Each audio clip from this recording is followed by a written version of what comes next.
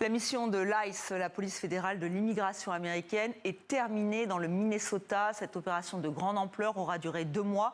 2 Américains ont été abattus par des agents fédéraux. Et cette annonce a été accueillie avec beaucoup d'amertume par le gouverneur de l'État. Ils nous ont laissé des dommages profonds, un traumatisme générationnel. Ils nous ont laissé un désastre économique.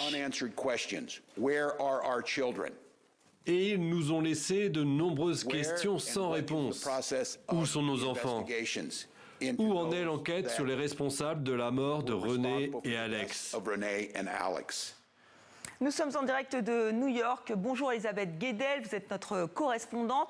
L'ICE sur le départ ou déjà parti. Comment comprendre ce revirement de l'administration américaine ? Écoutez, la discrétion avec laquelle Tom Homan, qui est le tsar des frontières, comme on le surnomme ici, a annoncé le départ de ICE du Minnesota, révèle un vrai embarras. C'était lors d'une conférence de presse, pas annoncé à l'avance, c'était très bref. Or, la discrétion, ce n'est pas le style de cette administration. Il faut savoir qu'également à Los Angeles, à Chicago, à Portland, eh bien, des milliers de soldats de la garde nationale qui avaient été envoyés par Donald Trump pour également lutter contre la criminalité supposée des migrants sans papier, eh bien, sont partis sans aucune annonce officielle. Donc clairement, la mort de 2 Américains sous les balles de ICE à Minneapolis, ça a changé les choses.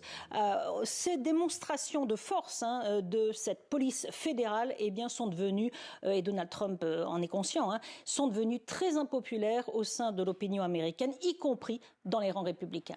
Et puis il y a cet agenda politique. Nous sommes à 9 mois des élections de mi-mandat.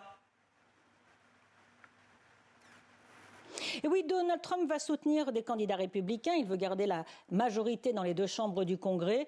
Or, les sondages montrent que ces démonstrations de force de ICE ont été dénoncées par des électeurs qui peuvent changer leur vote d'une élection à l'autre. Les indépendants, plus de 80% d'entre eux disent que ICE est allé trop loin dans le Minnesota. Donc Donald Trump, clairement, veut changer, veut tourner la page, veut faire oublier ces images très violentes du Minneapolis et il veut plutôt concentrer les Américains sur les bonnes nouvelles, les chiffres de l'emploi ou encore le ralentissement de l'inflation qui a été annoncé aujourd'hui. Donc c'est une bonne façon pour Donald Trump de réorienter le débat et essayer de faire oublier ce qui s'est passé à Minneapolis.